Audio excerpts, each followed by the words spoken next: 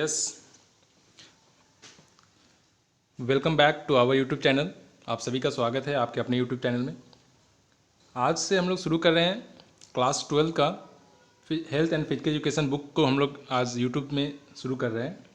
और ये आज हम लोग फर्स्ट चैप्टर देखेंगे, प्लानिंग इन स्पोर्ट्स, जो कि CBSE में अधिकतर सरस्वती प्रकाशन का जो चलती है physical education, health and physical education, और भी स्कूलों में बहुत प्रकाशन की चलती है। तो आज हम लोग CBSE पे क्लास 12 का जो है फिजिकल एजुकेशन पे देखते हैं। चैप्टर 1 है प्लानिंग इन स्पोर्ट्स।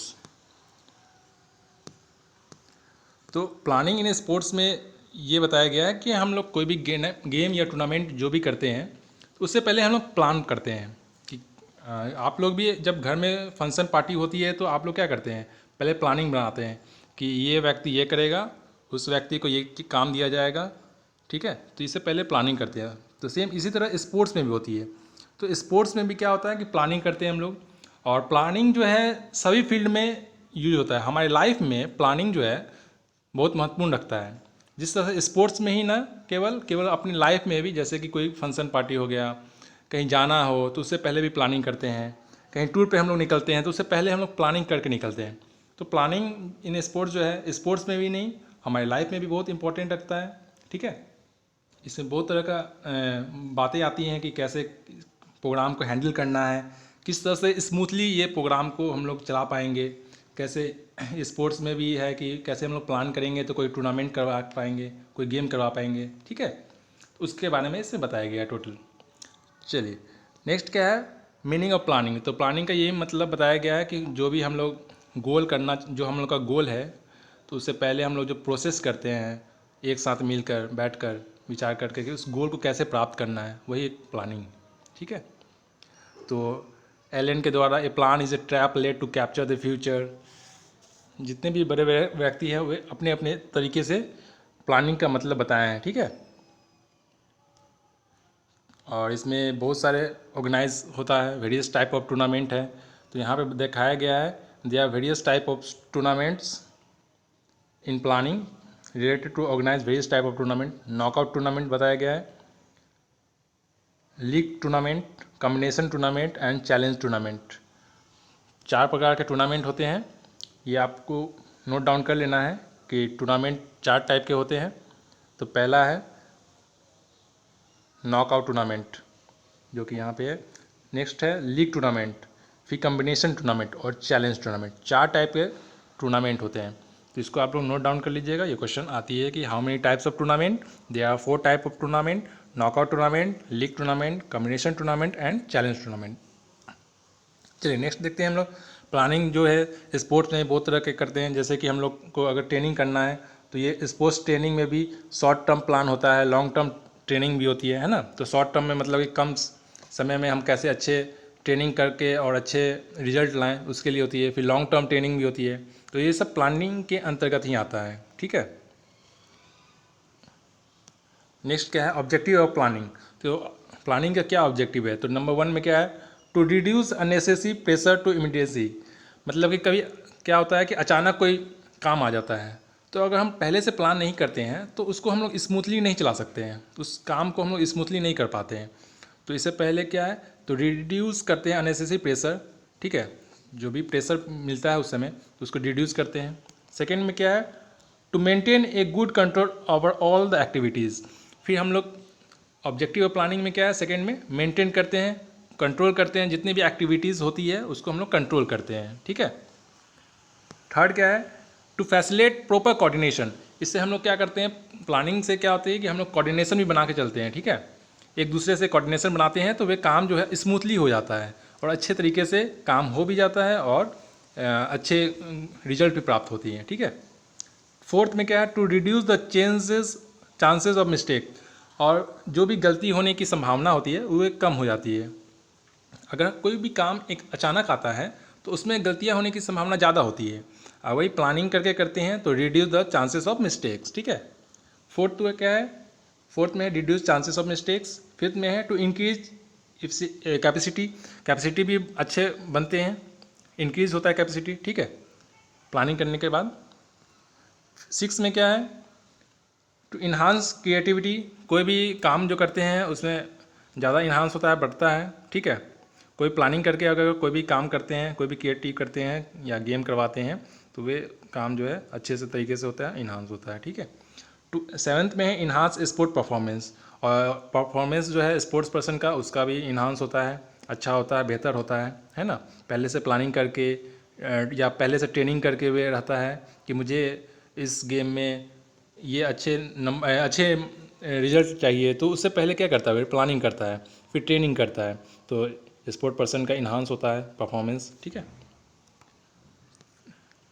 फिर क्या है, various committee and their responsibility, बहुत सारे कमिटी होती है और रिस्पॉन्सिबिलिटी होती है ना।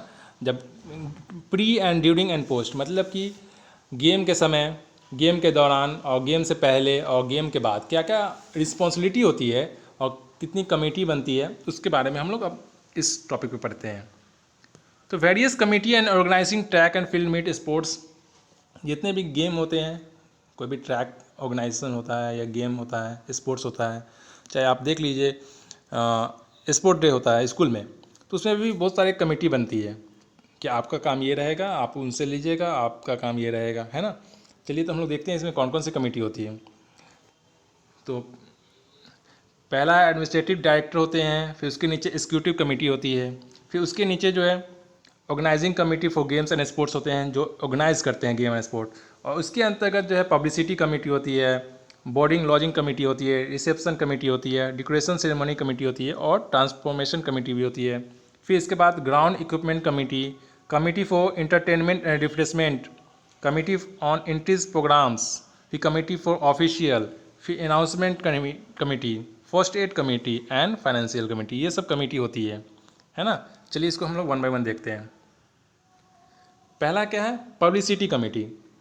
जब भी कभी गेम होती है तो उसमें क्या चाहिए, पब्लिसिटी चाहिए, है ना। पब्लिसिटी रहेगी तो हम पब्लिक को बता सकते हैं कि पब्लिसिटी कमेटी का काम किया है कि वे जो भी गेम हो रहा है उसका डेट निकालना, उसका वेन्यू निकालना, ठीक है, ये किस तारीख को कितने बजे से ये गेम होगी और ये गेम जो होगी वे कहाँ होगी, उसके बारे में ये बताती है ये कमेटी, ठीक है, पब्लिसिटी कमेटी, ठीक है। नेक्स्ट क्या है, ट्रांसपोर्टेशन कमेटी है जो है, ये जो कमेटी है वो फैसिलिटी देती है ट्रांसपोर्ट की। जितने भी प्लेयर आते हैं बाहर से, तो क्या होता है आउटर एरिया में भी कभी कभी वेन्यू रखा जाता है, तो बाहर के लोगों को नहीं मालूम होता है कि ये जगह कहाँ कैसे जाना है, उस जगह पे कैसे पहुंचना है, तो वे क्या करते हैं ट्रांसपोर्ट फैसिलिटी देते हैं। तो वे कमेटी अलग होती है कि आप उन ट्रांसपोर्ट कमेटी का काम है कि जो भी प्लेयर बाहर से आ रहे हैं उसको रिसीव करना, अपना ट्रांसपोर्ट भेजकर उसको रिसीव करना और उस अपने स्टेडियम में बुला लेना। नेक्स्ट है क्या, बोर्डिंग एंड लॉजिंग कमेटी। तो बोर्डिंग और लॉजिंग कमेटी का काम यही है कि जितने भी प्लेयर आ रहे हैं, स्पोर्ट पर्सन ऑफिशियल जितने भी आ रहे हैं, उसको खाना पीना रहने का व्यवस्था अच्छे तरीके से होना चाहिए, तो उसका काम यही है, केवल यही बोर्डिंग एंड लॉजिंग कमेटी का है। फोर्थ क्या है, decoration and ceremony committee. Decoration और सेरेमनी में जितने भी होते हैं कि स्पोर्ट पर्सन में एरिना टाइम में, फिर मंच पे जितने भी डेकोरेशन चाहिए, है ना। जब गेम्स से ओपनिंग होती है, गेम जब भी स्पोर्ट्स ओपनिंग होती है तो उस समय जितने भी डेकोरेशन और क्या मेडल हो गया, फिर सर्टिफिकेट हो गया, ट्रॉफी हो गया, फिर मेमेंटोज हो गया, तो इस सब का डेकोरेशन, फिर डेकोरेशन देखना, ये सारा काम जो है डेकोरेशन एंड सेरेमनी कमेटी का होता है। फिर है ग्राउंड्स एंड इक्विपमेंट कमेटी। तो ग्राउंड एंड इक्विपमेंट का काम क्या है कि जितने भी ग्राउंड में इक्विपमेंट चाहिए, स्पोर्ट्स इक्विपमेंट, उसको देखना। कभी भी गेम होती है तो उस गेम होने से पहले वे इक्विपमेंट वहाँ पहुँच जाना चाहिए उस ग्राउंड में, ठीक है, और जिस जगह पे जो गेम हो रहा है उस जगह पे वो इक्विपमेंट होना चाहिए। तो ग्राउंड एंड इक्विपमेंट कमेटी का काम है कि जो भी गेम हो रहा है उस गेम का इक्विपमेंट हो स्पोर्ट्स का वहाँ पहुँच जाना चाहिए। नेक्स्ट क्या है, कमेटी फॉर रिफ्रेशमेंट एंटरटेनमेंट। और बीच बीच में कमेटी एक ऐसा चाहिए जो गेस्ट लोग आते हैं तो उसको एंटरटेनमेंट के लिए, उसको रिफ्रेशमेंट में के लिए कुछ पानी का व्यवस्था करना, नाश्ता का व्यवस्था करना, तो वे सब करना, ठीक है, अरेंज करना। नेक्स्ट है रिसेप्शन कमेटी। रिसेप्शन कमेटी है कि वे जितने भी गेस्ट हैं उसको ओपनिंग के समय, क्लोजिंग सेरेमनी के समय उनको बताएं कि इतने तारीख को इतने बजे से ये सेरेमनी होगी और कौन कौन से गेस्ट हैं उनको मेमेंटोज देना, ये सब। नेक्स्ट है committee on entries and programmes.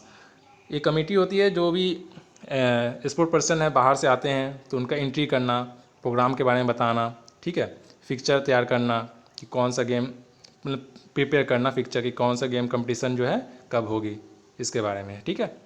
Next है कमिटी फॉर ऑफिशियल। इसमें ऑफिशियल की भी एक कमेटी होती है जो कि जैसे जजेस हो गए हैं, है ना, जज हो गए हैं, फिर ऑफिशियल हो गए, रेफरी हो गए, ये सब के लिए। सपोज दैट जैसे गेम होती है रनिंग का, तो ऑफिशियल कमेटी में होती है क्या कि कौन सा रनिंग जहाँ स्टार्ट होती है वहाँ पे कौन सा ऑफिशियल रहेगा, ठीक है। फिर स्टॉप वॉच लेकर कौन सा रहेगा, कौन व्यक्ति रहेगा। फिर रनिंग जहाँ एंड होती है फिनिशिंग लाइन, उस फिनिशिंग लाइन के पास कौन सा रहेगा जो वॉच करेगा। तो ये सब रेफरी कमेटी ऑफ ऑफिशियल की होती है, जजेस की होती है, ठीक है, अंपायर की होती है। फिर है अनाउंसमेंट कमेटी। अनाउंसमेंट कमेटी में होते हैं कि वे बीच बीच में अनाउंस करते रहते हैं कि ये गेम इतने बजे से होगी, इसके साथ होगी, कितने बजे, कहाँ पे, किस ग्राउंड में होगी, ये सब अनाउंसमेंट बीच बीच में करते रहते हैं, ठीक है। कब सेरेमनी क्लोज होगी, कब ओपनिंग है, कौन गेस्ट है, ये सब बीच बीच में अनाउंसमेंट होती रहती है। वे बीच बीच में बताते रहते हैं कि आपका ये गेम है आज हो पाएगा, कितने बजे तक हो पाएगा, किसके किसके बीच होगा ये गेम, ठीक है। तो ये काम है अनाउंसमेंट कमेटी का। 11वें नंबर में है first aid committee. First add का काम है कि आप जानते हैं कि खेल कूद में चोट लगता ही है, तो फर्स्ट एड का काम है वहाँ पे उसको देखना, ठीक है। नेक्स्ट है फाइनेंस कमेटी। कोई भी गेम होने से पहले उसको फाइनेंस देखा जाता है, इनकम देखा जाता है कि कितना खर्च होगा, ठीक है, तो खर्च पे ध्यान देना, तो वे काम है फाइनेंस कमेटी का, ठीक है। चलिए अब नेक्स्ट देखते हैं pre, during and post tournament responsibility committee. खेल से पहले, खेल के दौरान और खेल होने के बाद क्या क्या रिस्पॉन्सिबिलिटी होती है कमिटीज़ की, उसके बारे में हम लोग अब देखते हैं। चलिए, तो प्री टूर्नामेंट रिस्पॉन्सिबिलिटी में क्या है कि हम लोग वेरियस कमेटी ऑफिशियल होते हैं, ठीक है, वे स्पोर्ट्स इवेंट में पहले क्या क्या देखते हैं उसके बारे में हम लोग रिस्पॉन्सिबिलिटी देखते हैं। चलिए हम लोग देखते हैं आगे कि क्या क्या रिस्पॉन्सिबिलिटी होती है। पहला क्या है, टू प्रिपेयर द बजट। क्या करता है, to prepare the budget of the tournament, sports events and authority, because without sufficient budget it may be difficult to organize tournament. तो सबसे पहले ये होता है कि कोई भी गेम होता है तो उससे पहले हम लोग बजट तैयार करते हैं। तो सबसे पहला यही है कि टूर्नामेंट कोई भी हो उससे पहले यही होता है कि बजट तैयार करना, क्योंकि हम जो गेम करवाएंगे उसमें कितना बजट लगेगा, ठीक है, कितने दिनों तक होगा, उसमें कितना खर्च आएगा, उसके बारे में देखना। फिर है कि स्पोर्ट पर्सन का जो डेट वेन्यू तैयार करना कि वे जो है कहाँ पे रुकेंगे, कितने तारीख से ये गेम शुरू कराया जाए, ठीक है, उसका वेन्यू कहाँ हो, किस जगह पे हो ये। फिर ग्राउंड ट्रैक के बारे में देखना कि ग्राउंड ट्रैक सही है या नहीं, ठीक है, समतल है या नहीं, बराबर है या नहीं, घास कटिंग है कि नहीं। फिर various committee of sport tournament है उसका एक मीटिंग रखना, ठीक है। To send the information various team and dates venue tournament, मतलब कि जितने जो भी वेन्यू रखा गया है कि हाँ इतने तारीख को ये गेम होगा, इस जगह पे होगा, ये सब को मैसेज पहुंचाना कि हाँ आप अब सबको मैसेज कर दीजिए न्यूज़पेपर के माध्यम से, है ना, मीडिया के माध्यम से कि हाँ इतने बजे से इतने तारीख को मैचेज होंगे, ये गेम होंगे, ठीक है। फिर अरेंज करना लॉजिंग का ऑफिशियल के लिए, प्लेयर के लिए खाने पीने का व्यवस्था रखना, ये सब प्री टूर्नामेंट होता है। टूर्नामेंट से पहले ये सब मीटिंग होती है। फिर prize, trophy, certificates of for winners, जो भी बच्चे, जो भी एथलीट पर्सन है, जो भी लोग जीतते हैं तो उसको प्राइज़ मिलती है ना, सर्टिफिकेट मिलता है, मेडल मिलता है, तो उसको भी अरेंज करना। फिर है जितने भी आते हैं तो उसका फिर फिक्चर तैयार करना कि कौन गेम्स किसके साथ खेला जाएगा, ठीक है। तो ये हो गया प्री टूर्नामेंट। तो प्री टूर्नामेंट में क्या हो गया, खेल होने से पहले एक उसका रिस्पॉन्सिबिलिटी है कि आप वेन्यू तैयार करें, बजट तैयार करें, किस जगह पे गेम होगा, कब होगा, इसका तैयार करना, प्राइज, सर्टिफिकेट, मेडल, इसका तैयार करना, फिक्चर तैयार करना।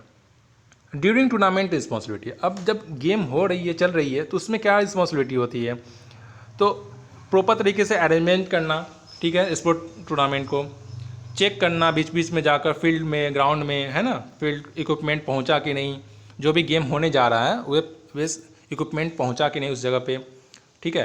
और बीच बीच में प्लेयर को, ऑफिशियल को रिफ्रेशमेंट देना, रिफ्रेश करना, है ना, जजेस को दिखाना, बताना, जजेस से बात करना। और जो भी एथलीट है, स्पोर्ट पर्सन है, उनको अगर चोट लगी है तो उसको फर्स्ट एड के बारे में बताना कि कहाँ पे फर्स्ट एड है, उसको वहाँ पे ठीक करना। फिर स्कोर शीट तैयार करना, जो भी गेम होती रहती हैं तो उसका भी स्कोर शीट होता है, स्कोर शीट तैयार किया जाता है कि हाँ ये इतने टाइम में ये रनिंग किया, फर्स्ट ये आया, सेकंड ये आया, थर्ड ये आया, ठीक है। और प्रॉपर तरीके से मेंटेन करना डिसिप्लिन को, ठीक है। तो डिसिप्लिन तो सबसे मेन रखता है। फिर क्या है, पोस्ट टूर्नामेंट रिस्पॉन्सिबिलिटी। अब गेम ख़त्म हो गई है या होने जा रही है तो उसके बाद क्या रिस्पॉन्सिबिलिटी आती है गेम ख़त्म होने के बाद। तो प्राइज़ सर्टिफिकेट जो भी विनर्स है उसको डिस्ट्रीब्यूट करना, मेडल, प्राइज़ सर्टिफिकेट, ठीक है। और इन्फॉर्मेशन मीडिया को देना, क्योंकि मीडिया के माध्यम से ही होती है, न्यूज़पेपर या मीडिया के माध्यम से कि हाँ ये आज फर्स्ट आया इस इवेंट में, है ना, सेकंड आया, थर्ड आया, तो उसको इन्फॉर्मेशन देना मीडिया के थ्रू। फिर जितने भी सिक्योरिटी रिफंड करना, रिकॉर्ड और फाइल को रखना, जो भी इवेंट हुए हैं उसका रिकॉर्ड रखना फाइल बनाकर, ठीक है। फिर जितने भी ऑफिशियल आते हैं, ऑफिशियल करते हैं, या जजेस रेफरी आते हैं उसको पेमेंट करना, है ना। फिर कितना जो भी चीफ गेस्ट आते हैं उनको ऑनर करना, मेमेंटोज देना। तो ये सब होती है पोस्ट टूर्नामेंट रिस्पॉन्सिबिलिटी। तो क्वेश्चन कभी कभी आती है कि right 5 points about during the tournament responsibility. तो 5 पॉइंट लिखना होता है ड्यूरिंग टूर्नामेंट रिस्पॉन्सिबिलिटी। फिर कभी कभी पोस्ट टूर्नामेंट रिस्पॉन्सिबिलिटी की भी क्वेश्चन आती है कि पोस्ट टूर्नामेंट रिस्पॉन्सिबिलिटी क्या क्या रिस्पॉन्सिबिलिटी होती है, उसके बारे में 5 लाइन लिखें। तो ये सब आपको लिखना होगा। चलिए नेक्स्ट है क्या, टूर्नामेंट। तो टूर्नामेंट जो है वे 2 व्यक्तियों के बीच होती है टूर्नामेंट, ठीक है। तो इसके बारे में है कि टूर्नामेंट कितने तरीके के होते हैं, कितने प्रकार के होते हैं, उसके बारे में हम लोग अभी जानेंगे, ठीक है। इंपॉर्टेंस ऑफ टूर्नामेंट क्या है, डेवलपमेंट ऑफ स्पोर्ट स्किल। जब हम लोग टूर्नामेंट करते हैं तो हम लोग का स्पोर्ट्स स्किल डेवलप करता है। फिर प्रोपगंडा ऑफ स्पोर्ट्स, हम लोग जो भी प्रोपगंडा अपनाते हैं स्पोर्ट्स में वे इंक्रीज होता है। Helpful in the selection of players, player को सिलेक्ट करने में हेल्पफुल होता है, इससे पता चल जाता है कि हाँ कौन सा प्लेयर जो है अच्छा खेलते हैं। फिर क्या है कि development of national international integration, जो भी है डेवलप करता है नेशनल, आपका नेशनल इंटरनेशनल आप डेवलप कर पाते हैं, ठीक है। नेक्स्ट है development of social qualities, social qualities भी आप में डेवलप होती है। सोर्स ऑफ रिक्रिएशन, जो भी सोर्स है रिक्रिएशन करने का तो इसके माध्यम से डेवलप होता है, ठीक है। अब देखिए टाइप ऑफ टूर्नामेंट, कितने प्रकार के टूर्नामेंट होते हैं सो देखिए। पहला है नॉकआउट टूर्नामेंट, दूसरा है लीग और राउंड रॉबिन टूर्नामेंट, थर्ड है कॉम्बिनेशन टूर्नामेंट और फोर्थ है चैलेंज टूर्नामेंट। तो क्वेश्चन कभी कभी ये आती है कि राउंड रॉबिन टूर्नामेंट को और किस नाम से जाना जाता है। तो लीग टूर्नामेंट और राउंड रॉबिन दोनों एक ही नाम है, ठीक है। तो क्वेश्चन ऐसे भी आती है कि लीग टूर्नामेंट को और किस नाम से जाना जाता है, तो राउंड रॉबिन के नाम से भी जाना जाता है। फिर कभी क्वेश्चन ऐसा भी घुमा के आता है कि राउंड रॉबिन टूर्नामेंट को किस नाम से भी जाना जाता है, तो लीग टूर्नामेंट के नाम से जाना जाता है। तो नॉकआउट टूर्नामेंट क्या है, लीग, राउंड रॉबिन टूर्नामेंट और कॉम्बिनेशन चैलेंज टूर्नामेंट, ये सब क्या है आगे देखते हैं हम लोग। अधिकतर जो गेम होती है अधिकतर नॉकआउट टूर्नामेंट में होती है, क्योंकि नॉकआउट टूर्नामेंट में जो एक बार हार जाता है वे उस टूर्नामेंट से बाहर हो जाता है, ठीक है। तो नॉकआउट में क्या है, 4 प्लेयर खेल रहे हैं, ए और B, C, D.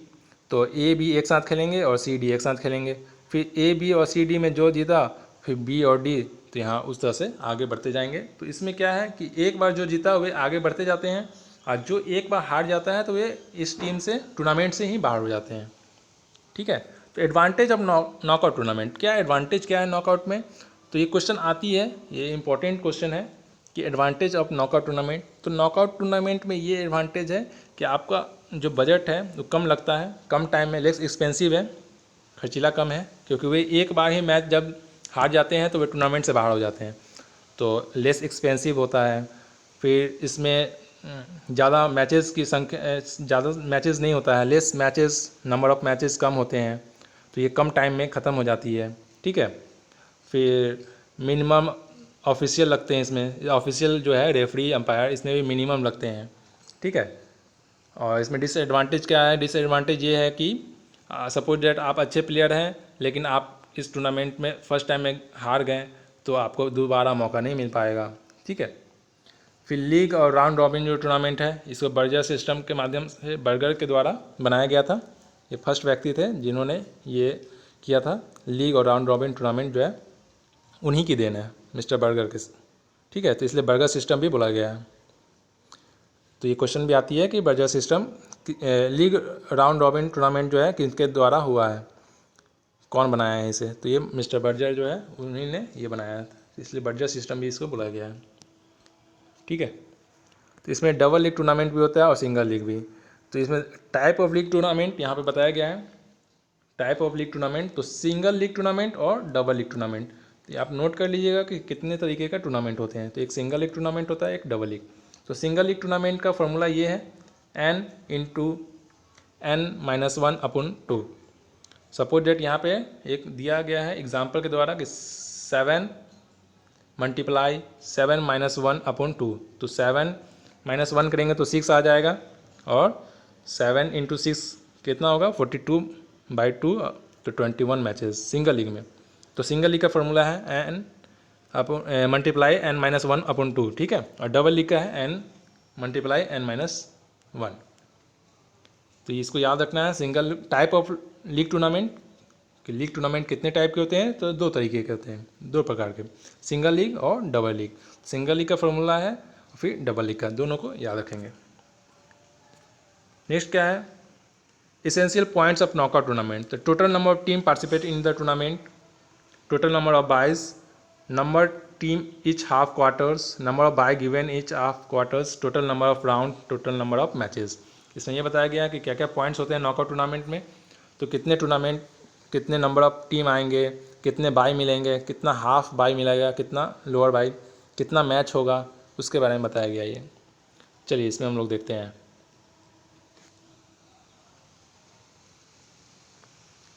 Method of preparing fixture in tournament. जब भी कोई गेम होता है तो उससे पहले फिक्सचर तैयार किया जाता है कि कौन सा स्टेट किसके द्वारा किसके साथ खेलेगा, उसका फिक्सचर तैयार होता है। सपोज डेट यहाँ पे टोटल दिखाया गया है कि फॉर एग्जांपल 8 टीम्स यहाँ पहुँचे हैं, 8 टीम पहुँचा है इस गेम को खेलने के लिए, कोई भी गेम है।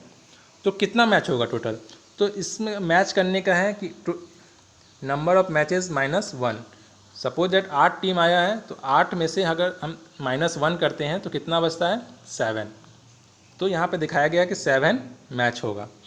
सपोज दैट आप कहीं पे गेम करवा रहे हैं, तो आपके पास 8 टीम आया है खेलने के लिए, तो आपको देखना पड़ेगा कि कितना मैचेस होगा। तो 8 - 1 करेंगे तो 7, मतलब कि 7 मैचेस होगा। ठीक है, ये फार्मूला है n-1। ठीक है, फिर 7 मैचेस होंगे, तो 8 टीम आया है, तो पता चलेगा कि कितना अपर हाफ में रहेगा, कितना लोअर हाफ में, मतलब ऊपर में कितना खेलेगा और नीचे में। तो 8 डिवाइडेड बाई 2 कर देंगे, तो ये कितना हो जाएगा 4। तो 4 हो जाएगा, मतलब अपर हाफ में 4 खेलेंगे और लोअर हाफ में भी 4 खेलेंगे। क्वेश्चन ये आती है कि बाय किसे दिया जाता है, बाय। तो बाय जो है given into those person given in the first round because which the number do not play in the first round. Bye जो दिया उसको दिया जाता है जो कि अच्छे पिछले ईयर में जो जिसका रिकॉर्ड अच्छा होता है उसे बाय दिया जाता है। और बाय जो है वे फर्स्ट राउंड में ना खेल के वे सेकेंड राउंड में डायरेक्ट खेलते हैं, तो उसको एक ये फ़ायदा होता है कि उनको फर्स्ट राउंड नहीं खेलना होता है, वे डायरेक्ट सेकेंड राउंड में खेलते हैं। ठीक है, यहाँ पे एक एग्जांपल की तरफ से दिया गया है कि how many bye will be given in the 15 teams tournament. अगर 15 टीम पहुँच रही है तो उसको बाय कैसे दिया जाएगा। तो next highest number of power of 2, तो 15 के हाईएस्ट पावर 2 में हमको लेना है, तो 2 का पावर कितना देंगे, जो 15 या 15 के आगे आए, ये ज़्यादा है, तो 2 का पावर कितना देंगे, 2 का पावर 4 देंगे हम। तो 2 का पावर 4 देंगे तो कितना आएगा 16। तो 16 जो है 15 से एक ज़्यादा है, तो हम लोग ज़्यादा वाले संख्या को लेंगे। 2 का पावर 5 देंगे तो ये नहीं हो पाएगा। ठीक है, तो हम लोग 2 का पावर 4 लेंगे तो 16 हो जाएगा। तो 16 - 15 करेंगे तो ये आपका 1 आ जाएगा आंसर।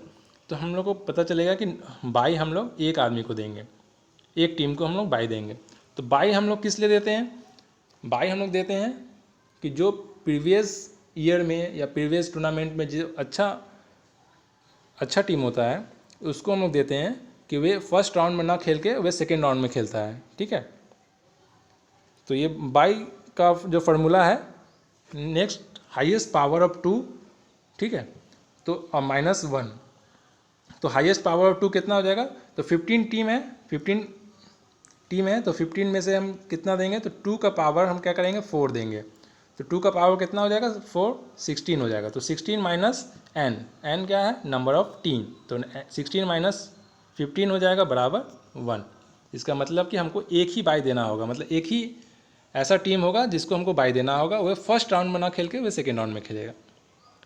ठीक है, चलिए अब हम लोग कैसे नंबर ऑफ हाफ टीम को कैसे डिवाइड करेंगे सो देखिए। तो upper half and lower half, तो अपर हाफ का फॉर्मूला है total number of team plus 1/2। तो इसका ये फॉर्मूला है n प्लस 1/2।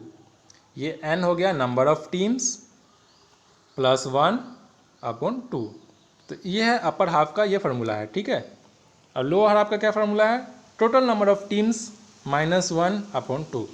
तो ये हो जाएगा n माइनस 1/2। तो इससे आप निकाल सकते हैं कि जितने भी टीम आए हैं तो अपर हाफ में कितने खेलेंगे और लोअर हाफ में कितने खेलेंगे। यहाँ पे एक एग्जाम्पल के तरीके से बताया गया है कि how many team will be keeped in upper half and lower half. अगर 11 टीम आया है खेलने के लिए तो अपर हाफ में कितने प्लेयर होंगे और लोअर हाफ में कितने होंगे। तो अपर हाफ का फॉर्मूला क्या है, n प्लस 1/2। तो 11 प्लस 1/2 तो क्या हो जाएगा 6 टीम। तो 6 टीम जो है अपर हाफ में खेलेंगे। लोअर हाफ में कितने खेलेंगे, तो लोअर हाफ में खेलेंगे n माइनस 1/2। तो 11 टीम आए हैं तो 11 टीम माइनस 1/2, ये टोटल हो जाएगा 5 टीम्स। सपोज डेट यहाँ पे 11 टीम आया है तो 1 2 3 4 5 6, तो ये जो 6 है ये अपर हाफ में खेलेंगे। ठीक है, ये हो जाएगा अपर हाफ और ये हो जाएगा 6 के नीचे 7 वाला, ये हो जाएगा लोअर हाफ। ठीक है, और method of fixing by, by सबसे पहले हम लोग लोअर को सबसे लोअर में देते हैं, फिर सेकेंड बाई जो है अपर को अपर में देते हैं, अपर हाफ के अपर में देते हैं, फिर थर्ड बाई जो है लोअर के अपर में देते हैं। उस तरह से इसमें बताया गया है कि बाई देने का कि क्या रूल्स है, मेथड क्या है। तो फर्स्ट बाई जो है लोअर के सबसे लोअर को देंगे, सेकेंड बाई अपर के सबसे अपर को देंगे, थर्ड बाई अपर के लोअर के अपर को देंगे। ठीक है, उसी तरह ये बताया गया है, उसी तरह बाई देते चले जाएंगे। अगर ज़्यादा टीम होगी तो अगर ज़्यादा संख्या में बाई अगर देना है तो हम लोग देंगे इस तरह से। यहाँ भी दिखाया गया है अपर हाफ, जैसे 11 टीम दिखाया गया है तो यहाँ से हम लोग हाफ कर दिए हैं। ठीक है, कि अपर हाफ ये हो गया और लोअर हाफ ये हो गया। तो ये बताया गया था ना कि अपर हाफ में 6 प्लेयर खेलेंगे, 6 टीम खेलेगी और नीचे में 5। तो 6 टीम में सबसे पहला बाई देखो लोअर हाफ के लोअर में दिया गया है, पहला बाई यहाँ पर। फिर सेकेंड बाई दिया गया है अपर के अपर में, थर्ड बाई लोअर के अपर में, फिर फोर्थ बाई अपर के लोअर में। इसी तरह ये दिया जाता है। तो बाई हम आपको बताए थे कि बाई जिसको मिलता है वह फर्स्ट राउंड नहीं खेलता है। तो यहाँ फर्स्ट राउंड दिखाया है, second round, third round, fourth round. इसका मतलब कि ये फोर्थ राउंड में कंप्लीट हो जाएगा ये मैच। तो फर्स्ट जिसको भी बाई मिला है वे जो है फर्स्ट टूर्नामेंट नहीं खेले हैं, फर्स्ट राउंड नहीं खेले हैं। देखिए तो 1 जो है 2 के साथ नहीं खेला है क्योंकि इसको बाई मिला है ना बाई। तो इसको 2 जो है 3 के साथ खेला, फिर 4 जो है 5 के साथ खेला, 6 नहीं खेला क्योंकि 6 को बाई मिला है। तो 6 जो है फर्स्ट राउंड नहीं खेलेगा। उसी तरह फिर सेकेंड राउंड में जिसको बाई मिला है फर्स्ट राउंड में वह सेकेंड राउंड में खेलना शुरू होगा। तो सेकेंड राउंड में देखिए 1 और जो 2 और 3 में जो जीता है वह खेल रहा है। उस तरह से ये मैच खेलते हैं।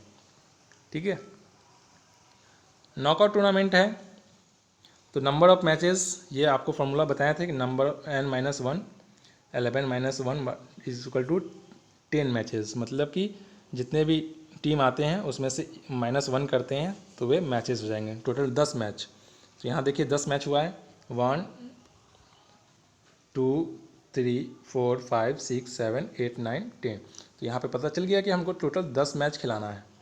10 मैच में ये गेम कवर हो जाएगा। 11 टीम अगर खेलने आती है तो 10 मैचेस में ये ख़त्म हो जाएगा। कितने राउंड होगा, 4 राउंड।